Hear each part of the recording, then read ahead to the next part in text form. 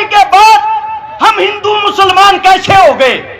हमारे को सर्टिफिकेट कौन बांट रहा है? वो संघ जिसने अंग्रेजों की खाकी चड्डी पहननी शुरू की। खाकी चड्डी पहनकर वो संघ हमारे को सर्टिफिकेट दे रहा कि तू हिंदुस्तानी है, तू हिंदू है, तू मुसलमान है। मैं एक बात कहता हूं, अगर किसी के पास हो इस महफिल के अंदर, अगर संघ के अंदर किसी ने कोई कुर्बानी दी हो, संघ वाले किसी आदमी ने आजादी के लिए कहीं खून बहाया हो, उसका नाम मुझे बताना, अपने ऑफिस में फोटो लगवाऊंगा। एक आदमी ढूंढ के बता देना। संघ तो वो बड़ा नंग है जिसने हमारे को अलग कर दिया। अब बात आती है मेवात और मेवातियों की। मेवाती लोग मेव कौन है? सबसे पहले हिंदुस्तान की जो गिनती हुई जनसंख्या की 1971 और 72 में, उस टाइम आप लोगों की गिनती करी गई हिंदुओं में। 1901 में दोबारा से गिनती हुई। आप लोगों को अंग्रेजों ने बोल दिया भैया आप हिंदू नहीं हो, आप तो मुसलमान हो। इनकी गिनती कर दी मुसलमानों में। फिर 1926 के दौरान, 25 और 26 के दौरान इन पर ठप्पा लगा दिया कि आप सब मोमडन हैं। भाई साहब मैं बैठा दूंगा, न चुप बैठ जाओ, नीचे बैठो, शांति बना लो यार, कमाल कर रहे हो, अपने आदमी प्रोग्राम बिगाड़ोगे। हाथ जोड़कर विनती, आवाज नहीं आनी चाहिए, आप सभी से विनती है।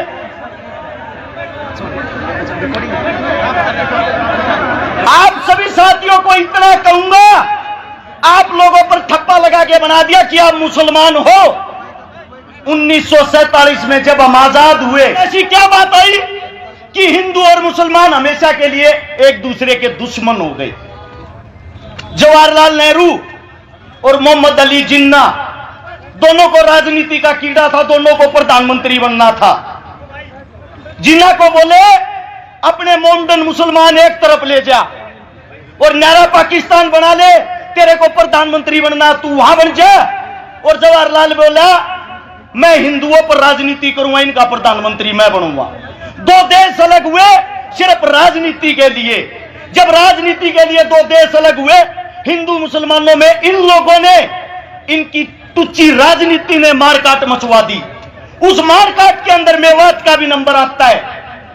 जब मेवात का नंबर आया, मेवातियों को बोला गया हिंदुस्तान को खाली करो, यह आप लोगों का देश नहीं है, पाकिस्तान चले जाओ। दिल्ली से रेल के अंदर बैठाते थे, आप लोगों को पाकिस्तान भेज देते थे। उस वक्त मेवातियों ने कहा हमारा हिंदुस्तान है, हिंदुस्तान किसी के बाप का नहीं, हम रहेंगे हिंदुस्तान में। और अगर पाकिस्तान लेके जाना है तो हमारी लाश को लेके जा सकते हो, जिंदा मेवाती को नहीं। इस बात का पता लगता है कि मेवातियों ने जिद पकड़ ली। देश के सबसे बड़े नेता उस वक्त के बापू गांधी को बुलाया गया कि ये ही मना सकता है इन लोगों को और कोई नहीं। ये हठीले हैं, ये जिस चीज पर अड़ जाते हैं जान दे देते हैं, वापिस नहीं हटते। आपके मेवात नू के अंदर घासेड़ा गांव है, वहां पे बापू गांधी जी आए। गांधी ने आप लोगों को मनाया, तुम्हारे को अच्छी सुविधा दिलवाऊंगा, अच्छी फैसिलिटी दिलवाऊंगा, आप लोग यहां से पाकिस्तान चले जाओ, वापिस आ जाओगे शांति होने के बाद। ये गांधी के शब्द थे। उसी वक्त एक मेवाती बुजुर्ग ने खड़ा होकर कहा गांधी जी हमारे को हमारे देश के अंदर मिट्टी दे दो, मिट्टी नसीब करवा दो, वो काफी है, देश को छोड़ के नहीं जाएंगे। ये बात सुनने के बाद गांधी ने ऐलान किया मेवाती हिंदुस्तान की रीढ़ की हड्डी है और मेवाती यही रहेगा। अब बात आती है आप लोग पिछड़ क्यों रहे हो? मेवात की खबर पढ़ के देखते हो कभी? हमारी साइड जो अखबार आता है, टीवी आता है, उसमें दिखाया जाता है मेवात मिनी पाकिस्तान है। मेवात के अंदर तो बलात्कार होते हैं, मेवात के अंदर आदमियों को काटा जाता है। हमारी नई यूथ, युवा पीढ़ी उस अखबार को पढ़ती है, कच्चेदारियों की बातें सच मान के उस पे अमल करती है। उनको यह दिखाई नहीं देता इस देश को जो हाल में चला रहा है, सरकार चलाने वाला, जिसका नाम है नरेंद्र मोदी, भारत देश का प्रधानमंत्री, जिसकी जो जाति की अगर बात आती है, जिस जाति में उसने जन्म लिया, मैं मोदी साहब से पूछना चाहता हूं, मोदी साहब आप खुल के सबके सामने क्यों नहीं बताते आपकी जाति क्या है? आपने किस जाति में जन्म लिया है? तेली जाति में। और तेली जाति 1947 से पहले मुसलमानों के अंदर आती थी, 47 के बाद उन्होंने हिंदू धर्म में कन्वर्ट किया। अरे आप देश के एक मुस्लिम परिवार में पैदा होकर या हिंदू मुसलमान करवा कर हमारे को मरवाना चाहते हो। अब बात आती है कमी की। कमी कहां है सिस्टम में? कमी है आप लोगों के अंदर, कमी है हमारे अंदर। वो कमी क्या है? भगत सिंह, राजगुरु, सुखदेव लाहौर जेल के अंदर जब फांसी तोड़े जा रहे थे, उसके बाहर, जेल के बाहर लाखों आदमियों की भीड़ थी। सब उनको क्रांतिकारी मानते थे, सब उनको देशभक्त मानते थे। वे लाखों आदमी बाहर चिल्ला रहे थे, इंकलाब जिंदाबाद, भगत सिंह जिंदाबाद। लेकिन एक भी आदमी के अंदर इंसानियत नहीं थी। वहां जितने बाहर खड़े थे, हिंदू, मुस्लिम, सिख, ईसाई खड़े थे, हिंदुस्तानी कोई नहीं खड़ा था। अगर वहां हिंदुस्तानी खड़ा होता, उन सब की ताकत एक होती, वे लाखों आदमी उस जेल की एक एक ईंट उखाड़ते, जेल का नामो निशान नहीं मिलता, और आज भगत सिंह, राजगुरु, सुखदेव तुम्हारे बीच जिंदा होते। वही हालात आज है आप लोगों के लिए। जब हम बोलते हैं, बोलने से पहले तो हर्ष सितारा सबका, बोलने के बाद बात आती है तो जात जाति से है, और जात हिंदू थे ही नहीं। कमाल है भाई, हमने हिंदुस्तान के लिए जन्म लिया, हिंदुस्तान के अंदर जन्म लिया है। हमारे बुजुर्ग, हमारे सामने बैठे हमारे काका ताऊ, ये रोज रोड़ा पर जब लठ खावे हैं, इनको बोलते हैं ये तो देशद्रोही है। मैं पूछना चाहता हूं, जब बॉर्डर पर कोई बेटा, कोई बच्चा शहीद होता है, आप लोगों ने उसकी जाति क्यों नहीं दिखाते? आज तक क्या किसी गुजराती बाबू ने सरहद के ऊपर लड़ाई लड़ी है? आज तक क्या किसी गुजराती बाबू ने हिंदुस्तान के लिए शहीदी दी है? अरे लड़े हम, मरे हम, देश को चलाए हम, और देश के राजा वो। आप लोगों के अंदर कमी ये है, आप अपने आप को नहीं पहचानते, आप अपनी ताकत को नहीं पहचानते, आप अपने बच्चों को आगे नहीं बढ़ने देते। ये कमी आप लोगों में। जब आपका बच्चा रोड पे मरता है, दो अन्य के टुच भैये आपके बच्चे को हिंदू मुसलमान बना के मार देते हैं, आप भी उस राजनीति में फंस जाते हो। आप लोगों के अंदर ताकत नहीं है क्या? आप अपने खून को भूल गए क्या? या आप धमकियों से डरने वाले हो? अगर धमकियों की बात करो, मेरी औरत जब मैं घर से निकलता हूं ये कहती है पता नहीं वापिस आएगा या नहीं। मेरी औरत जिसके साथ मेरी शादी हो रही है, उसके पेट में दूसरा बच्चा है, मेरे को यह भी यकीन नहीं है मैं उसका मुंह देख पाऊंगा या नहीं। जिस दिन से नूह मेवात के ऊपर मैं बोला, मैंने शुरुआत की, ऐसी ऐसी धमकी, ऐसे ऐसे आदमियों की, सुबह मार देंगे, शाम मार देंगे। फिर भी मैं एक बात कहता हूं इस सरकार को, समय तुम्हारा, राज तुम्हारा, हिम्मत है तो मार लेना। अगर मेरे बुजुर्ग जाग गए, इनका समय आ गया, इन लोगों ने हमारे को ताकत दे दी, हम भागने का मौका नहीं देंगे। फैसला आप लोगों ने करना है। अरे इस देश का राजा किसान होता है, किसान। इस देश को संभालने वाला किसान का बेटा जवान होता है। और आप लोग अपनी ताकत भूलकर हिंदू, मुस्लिम, जात, ब्राह्मण में फंसकर उन लोगों के बहकावे में आए हुए हो। चारों तरफ से धरती माप लेना।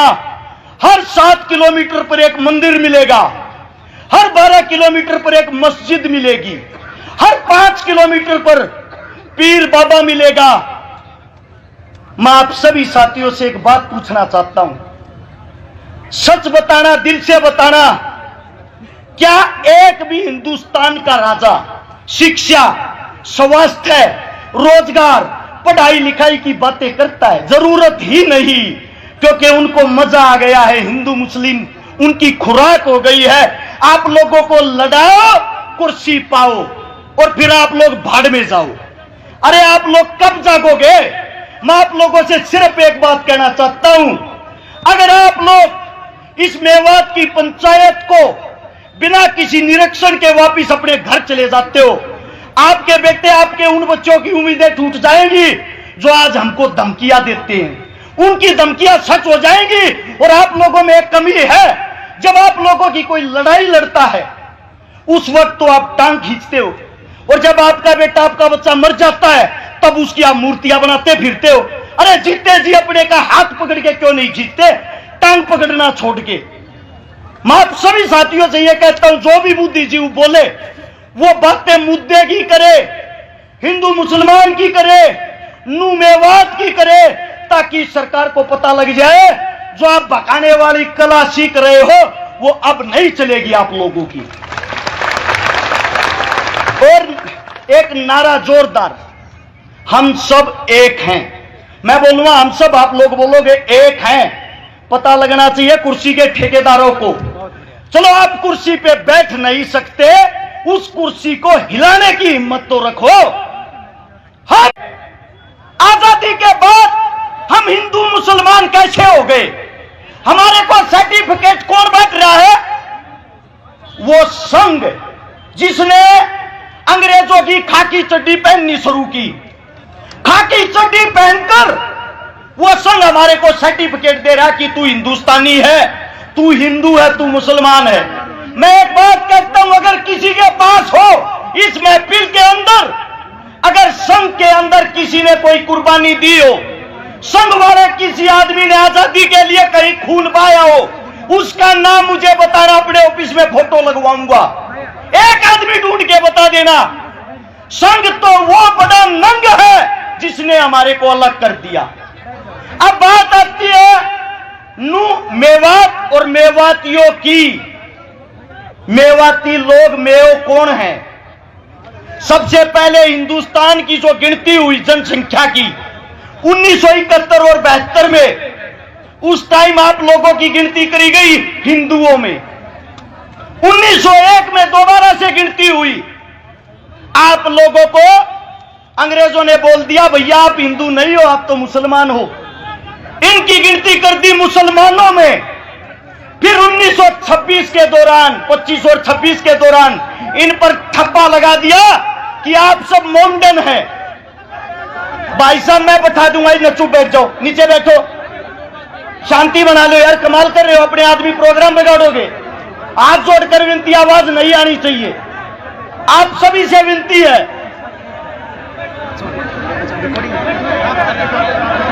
आप सभी साथियों को इतना कहूंगा, आप लोगों पर ठप्पा लगा के बना दिया कि आप मुसलमान हो। 1947 में जब हम आजाद हुए, ऐसी क्या बात आई कि हिंदू और मुसलमान हमेशा के लिए एक दूसरे के दुश्मन हो गए। जवाहरलाल नेहरू और मोहम्मद अली जिन्ना दोनों को राजनीति का कीड़ा था, दोनों को प्रधानमंत्री बनना था। जिन्ना को बोले अपने मोमडन मुसलमान एक तरफ ले जा और नया पाकिस्तान बना ले, तेरे को प्रधानमंत्री बनना, तू वहां बन जा। और जवाहरलाल बोला मैं हिंदुओं पर राजनीति करूंगा, इनका प्रधानमंत्री मैं बनूंगा। दो देश अलग हुए सिर्फ राजनीति के लिए। जब राजनीति के लिए दो देश अलग हुए, हिंदू मुसलमानों में इन लोगों ने, इनकी तुच्ची राजनीति ने मारकाट मचवा दी। उस मारकाट के अंदर मेवात का भी नंबर आता है।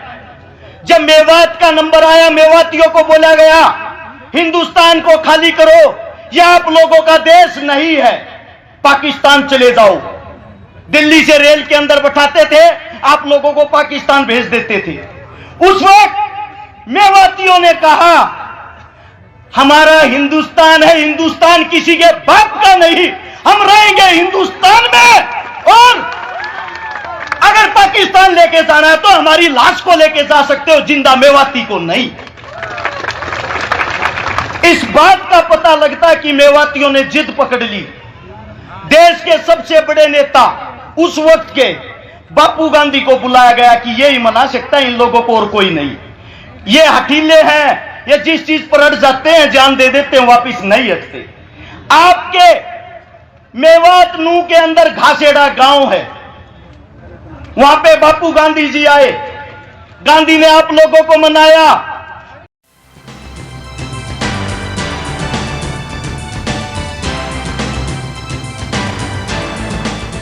आप देख रहे हैं NS9 न्यूज।